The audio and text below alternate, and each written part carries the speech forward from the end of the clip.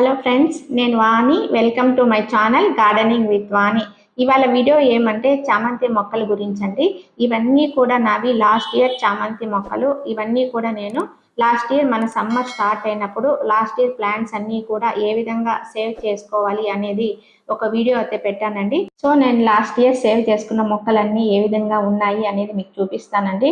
ఇప్పుడు మనకు June month అయితే వచ్చేసింది కదా, అంటే జూన్ మంత్ వచ్చిందంటే మనకి చామంతి మొక్కలకి గ్రోత్ స్టేజ్ స్టార్ట్ అయినట్లే ఫ్రెండ్స్. జూన్, జూలై, ఆగస్ట్ ఈ 3 months కూడా ఈ మొక్కలకి గ్రోత్ స్టేజ్.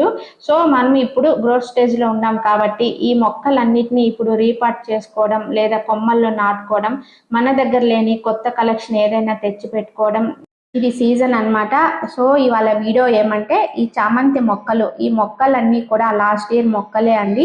ఈ మొక్కలన్నిటినీ కూడా నేను పెద్ద పెద్ద మొక్కల కింద అలాగే షేడెడ్ లో పెట్టాను. ఎండబెట్టి